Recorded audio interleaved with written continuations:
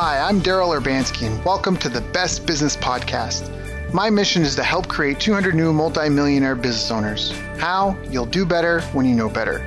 In my interviews, you'll hear from self-made millionaires, seven-figure business owners, authors, and world-class experts sharing how they did it so you can too without experiencing the same obstacles they did. When your life and your business grow as a result of what you're about to discover, please call me and tell me about it. The number to leave a voicemail is 1-888-844-GROW. That's 1-888-844-4769. Long-distance charges may apply. Dial now to call me, connect, share your personal story of how my interviews have helped, or share your current challenges and frustrations so I can connect you with an appropriate course, coach, or help you if you connect. Now, if you like this interview, please share it with a friend you think will benefit. They'll appreciate it, and I will as well. You can also connect with me on social media. Look for Daryl Urbanski, D-A-R-Y-L, Urban Ski, U-R-B-A-N-S-K-I, and add me so we can be friends. Now sit back, relax, and enjoy what I've prepared for you right here, right now. Hello everyone, thank you for joining us. My name is Daryl Urbanski, your host as always, and today we are joined by Samuel Levitz, owner and founder at 3yearretirementformula.com and stockpickprofits.com. Sam is a surfer, musician, founder of a charity in Hawaii, plus one in the Philippines, a national speaker, and global investor. He was taught investing in the stock market by his grandfather and has had his share of up and downs until he joined forces with a retired trader.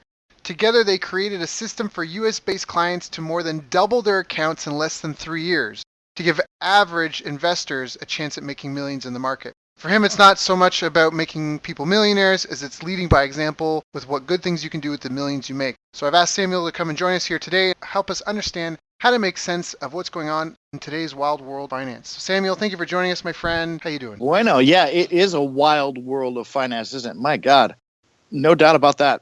There's so many different myths and things that are going on. People are saying cryptocurrencies, people are saying we're in for a correction, yada, yada, yada. But before we get into any of all that, I was really intrigued in your bio about one of the things talking about how you got started. I started as an entrepreneur when I was 6 years old. So like most young kids, I ran a lemonade stand. And my mom is also an amazing artist. I had her design T-shirts for me, and I would sell T-shirts. I mean, I was always doing some crazy stuff. It always made my grandpa upset because my grandpa, on my mom's side, the investor, he always said, Samuel, education is important. But he kind of meant the academic education, get good grades in school and do this. And I was always an average student just because I never applied myself. And I remember a phone call I had with my dad. I remember his dad calling me and said, "Hey kid, how's your studies going?" And my dad, he was a very well-known doctor in California. I said, "Dad," "I'm just wasting my time with school." He's like, "What the hell are you talking about?" I'm like, "Oh man, I'm just wasting. I should be out there creating businesses and doing my entrepreneurial stuff." And he's like, "No, what are you talking about?" And I told him again. He's like, "Well, I was hoping you were going to figure that out until after you graduated." He's like, just graduate and, just get it done with. And then you could start your company. Back then he even knew that, the academic educational stuff wasn't really important unless I was going to follow in his shoes and be a doctor or a lawyer or something along those lines. Follow whatever your gut is telling you to do and then just do it with ridiculous passion that is unwavered. What happened is my grandpa gave me some stock, and it was some blue chip stock, and I can't even remember what, Bell South or who knows what, Coca-Cola maybe back then. And I would watch it. It was like watching paint dry. It was the most painful process. I was like, I want to be an investor now. And, the stock you gave me was $16.21 3 months ago, and now it's $16.21. I'm like, this sucks. There must be a better way. And so that kind of led me on my quest to seek bigger and more sexy investment returns. And it's been a hell of a journey. And it's ranged from businesses and companies to through investment vehicles and whatnot to where I am today, which is, I'm CEO of a company called Financial Reboot, and the websites that you have, the 3-year retirement formula and stockpickprofits.com. And the goal is really making really good money in the stock market, which is where I really excel and where my company really works our magic. And how did you get to that place? What were some of the challenges and obstacles that you faced? You said you tried trading a lot of different things. I mean, what were some of the big learning curves that you had to go through? Any milestones?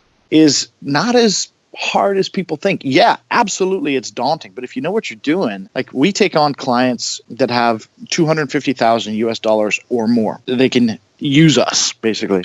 And we double or triple portfolios in under 3 years, and it's super sexy. And people don't really, they don't believe it. My head trader's been doing it for, 38 years now or something like that. He was retired. I picked him out of the bushes, basically. He was like going to coast into retirement at age 52. I called a buddy of mine about an investment I was looking at doing because I wanted to get him involved about this online ad platform, a really good return. He's like, do you mind if I bring my head chef of my restaurant? Sure. Why? He's like, well, he's a big investor. I'm like, the head chef of your restaurant is a big investor. He's like, yeah, man, trust me. I was like, well, okay. So we met at Starbucks, had a cup of coffee, and his head chef and I just absolutely hit it off. Super unassuming guy. In fact, quite honestly, he looks homeless. He looks like a homeless dude. And if he's listening to this podcast, I've told him this before, so it's no secret. He just doesn't care. When you have tens of millions of dollars, you just don't give a shit. You don't care what people think of you. Screw you. I'm rich. I can do whatever I want. It doesn't matter. And we both have this vision of helping people. I'm very philanthropic. I've always been philanthropic and charity based and want to altruistically do good for other people for whatever reason. I think secretly it's because it makes me feel good. So he and I had that vision of like, how can we help the average investor that's out there struggling and wanting to take their 50,000 and turning into $500,000. There's just no simple vehicle for them to do that unless they're a guru like, we've been in the market. That's kind of why we built our company and structured it the way we were. And it's awesome, dude, when you can kind of pat yourself on the back and take a client, see where they were, just like, you do with your online companies, Can you explain some more of the common mistakes you see people making? You say that they basically are gambling it. You need to remember you're in a marathon and not a sprint. In the early days of my investing, I would say I would gamble, basically, which is what most investors in the market do. They gamble, much like Bitcoin. Oh, Bitcoin's going up. Let's throw our money in Bitcoin and see what happens. Most people don't have that. And so that's what we've built into our company is like, look, we're not going to just swing for the fences and hope things stick to the wall. The reason we're buying this stock is because Trump is releasing this and blah, blah, blah. You have to be scientific about your reasons why you feel you're going to double your money on this particular play. And that has been probably the biggest takeaway. Get my emotions out of it and say, Samuel, why? And of course, my head investor, he heads my research team and all of our stock. He has tempered me over the years to be like, we're not gambling. We're scientifically looking at this as to, the reason why we feel, when Brexit hit. Do you remember Brexit back not that long ago? There was $3 trillion lost in the stock market that day alone on Brexit. We had the single biggest day for our clients we've ever had. And while everyone was going left, we said, no, we're going to go right because it matches our criteria of what we think is really going to happen. So you tried a lot of other things. And for you guys, you found that options is the place to be because it allows you the most, at least for your skill set, it gives you the best ROI. You're not really into bonds. You're not into long-term buy and hold. Yes. We specialize basically in a strategy called options. And what an option is basically you are saying, I believe that this stock is going to either go up or it's going to go down. Let's say Tesla. Okay, everyone knows Tesla. So we say we're going to do a stock option buy on Tesla because we think they're going to just blow out their earnings. Therefore, we're going to buy an option thinking that their stock is going to increase X amount. And so the beautiful thing about options, and I'm trying to be as layman here as possible, but the beautiful thing about options is that for a very small amount of money, you can buy options for 5 cents, 10 cents, and one option contract is equal to 100 shares of a company purchase. So I could buy Tesla. I don't know what Tesla's at today. I'm $110 or whatever it is. I could buy one share of Tesla for $110 as an example. And let's say it goes to 115. Well, great. I made $5. But not everyone could buy Tesla stock. Berkshire Hathaway is a great example of that. And so instead of buying the stock, I buy the options. We buy the options, which is, again, one option contract is equal to 100 shares of the stock. So you don't need a whole lot of option contracts to make a killing. We regularly do double-digit, triple-digit returns in a matter of days because we're playing the swings. 95% of our own portfolios and for our clients, we love options. Why? Because we get the fastest return. We get double or triple digit returns. If we lose on an option, which we do lose on options, okay, there's always losers. We don't bat 100%. But when we do lose, it's a teeny tiny minuscule amount. Like I said, you don't have to risk a lot of money in an option play for the chance to make a lot of money. So that's why we love options. Now, we also do long-term hold. So getting back to your question, do we play long? Yes, we do play long. Like if we see something that's going to build to a 4%, a 4-digit return, like 1,000% return or more, which we've had several of, we'll go long with our clients and our own portfolios. Absolutely. This cannabis one we've been in for several months now, and it's set to go from 90 cents. We're looking at a $10 valuation sometime this year. It's going to be just huge. And how we structure our clients, for our clients that have 250,000 or more, what we do is we build these option wins in their account, build. And then as we build them and as we're making them all these profits, we'll take some of those profits and build in a long-term play with what we call a dividend paying stock. So and this is how we've built multi-millionaires with no work, because every month these companies just pay dividend every single month. You just get free money from them every single month. It's a steady stock, so it's not going to go down or drop or lose your value. We like to play with house money. So if your $250,000 account after month one is now $275,000, you've got $25,000 of house money that we typically utilize to rebuild and compound interest into more plays and more wins and more dividend paying stocks. And so the amount of money that we're actually risking in your account is very small, because we believe we build it. And we also love to keep cash in our client's account. Like they might have $1 million account, but it's not necessarily $1 million worth of stock. It might be, $400,000 worth of stock that we're playing at any given time. And the rest is sitting in cash. Now, some people say, well, why don't you leverage that? Well, life happens. One of our clients had a medical emergency and they needed cash out. Boom, we were able to dish some cash out. This is the whole reason you invest, is to have your cash work for you to do what it is you want. I love the investment game. It's such a beautiful thing. And I'll tell you what, most of our clients are like I was and like you are, I would imagine, which is a busy entrepreneur. We're busy building our companies and doing this. I run 4 companies, for crying out loud. And what entrepreneurs don't understand is, what do when they make money in their business? They reinvest it right back in their business because they want to keep building their business. But what they don't realize is you need to be more multidimensional than that. You need to take some money out of your business as you make your profits and diversify and reinvest that in another vehicle. And this is why a lot of our entrepreneurial clients are so thrilled, because they never take money out of their business, because they're always kind of plateaued in their company. Where if now we kind of train them, take some of the profits, use that to invest outside of your business and watch what happens. And so they're just really excited that now they have 2 major asset investment classes, their company and their personal investments, that are, growing at big rates, which is really fun. That's a really common thing, and I had that problem in my teens, but fortunately, someone once convinced me to not spend more than 70% of what you make, which is similar to this, although Jim Rohn's got a thing too, the 70-10-10-10 plan. 70% you live off of, 10% is active capital you spend to try to grow into more money, 10% is passive capital, something you would give to someone like yourself, or exactly what you're talking about. You would put the profits into some sort of ROI, some sort of producing asset, and then 10% you give away to charity. One for sure, I believe, is to diversify. Like we just got done talking about. It's so important for entrepreneurs. Some people have different views on this. I know what Warren Buffett says about putting your eggs in the basket. If you as an entrepreneur can build your company to the point where it is making profit, whether you're a small digital marketing agency or you run a car wash or whatever it is, you want to take a portion of your profits and use that money to invest in an ROI type of return, an ROI type of investment. Put it in a vehicle that's going to give you another return.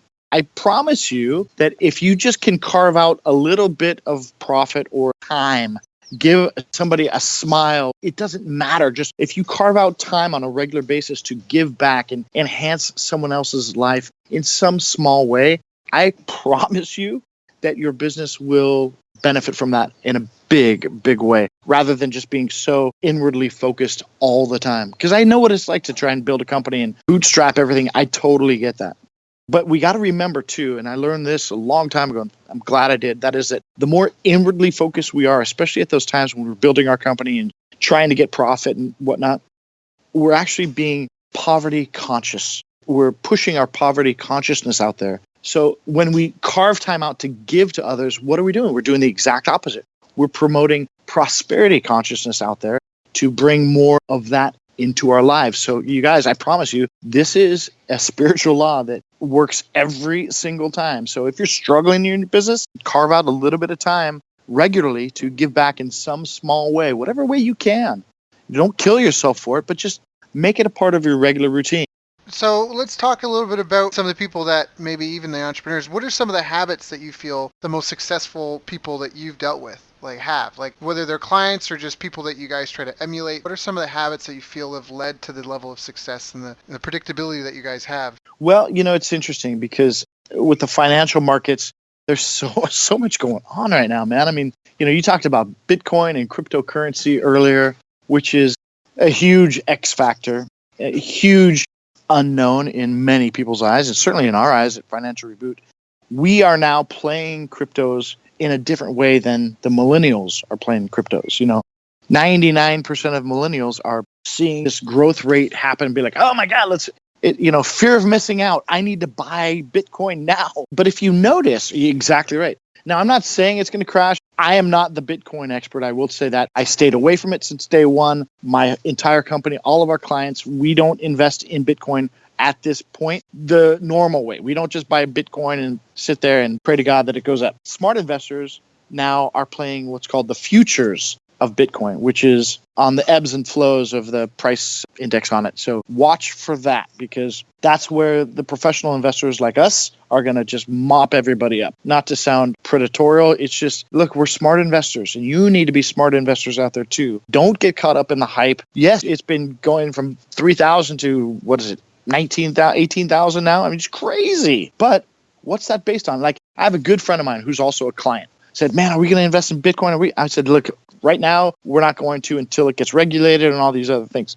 So he took some money and started playing Bitcoin. And I said, you just got to remember, look at the supply and demand of Bitcoin and cryptocurrency. People buy it, but are they selling? Is it being traded? The answer is no. The only time people are selling their Bitcoin is when they have a crisis or they need cash for something and they have to sell Bitcoin. In fact, the 70-10-10-10 plan I talked about, I don't necessarily measure it, like the 10% to charity. I literally just, when I come home, I tend to put my change in a jar, and then I tend to do things with that change jar. I'll buy people lunch. I'll just give the jar to someone on the street, something like that. Just something that's built in and easy to do on a regular basis. I wanted to ask, what do you see as the future trends of your industry? What's going to happen in the next 5-10 years, do you think? What we tell all of our clients is that never risk more than 3 to 5% of your entire portfolio, whatever you're investing. Never risk more than 3 to 5% on any given stock pick or any given play. Take profits with house money. Never be afraid to take profits. And I use that in my company every single day. All my friends that are investing in Bitcoin, I'm like, guys, stop sending me Facebook messages that your Bitcoin is up another 20%. Take some profits. Use that money. So, Samuel, you've done a lot. You've kind of walked us through the baby steps of getting started and even what areas to avoid and what to focus on. And you even told us how to use it for profit if anyone's like just getting started and getting out. So you've really kind of helped us understand the landscape and what we should be doing and safe moves to make. If anyone's been listening to this and really resonates with you and wants more information, how do they get in touch? You said, how do people get in touch with us? So if your listeners are US based, they got to be US based to work with us. You got to have a minimum of 250,000 US dollars to use in your portfolio or more. If that is you, you can go to the number 3yearretirementformula.com. So the number 3yearretirementformula.com and get in touch with us that way. I would imagine some of your listeners or most of your listeners might not have 250,000 stashed away or more. Those people, you can go to stockpickprofits.com. One of our clients bought one of those courses online about how to make money in the stock market, and it was a full-time job for him. and he was up 30 grand on a play. He went to go take a shower, came back out, and he lost it all. And so he's like, I don't want to, this sucks. So what's nice about this service is we don't day trade. We're what's called swing traders, which is, maybe 2 or 3 times a week we'll have a trade. It's never a hurry up and rush like you've got 5 seconds to make the trade. It's casual. You get in at this price, and it's very simple. We don't believe in making money in the investment world should be a stressful process. It should be simple. It should be done for you. That's what basically this is. It's like you don't have to learn the stock market like we've got over 55 years of cumulative experience in. You can really tap into this service now at stockpickprofits.com, and I think we've got it at $67 a month. Samuel, thank you so much for joining us, my friend. It's an honor and a pleasure. Again, everyone, if you've been listening, if you enjoyed this, check out stockpickprofits.com or 3yearretirementformula.com.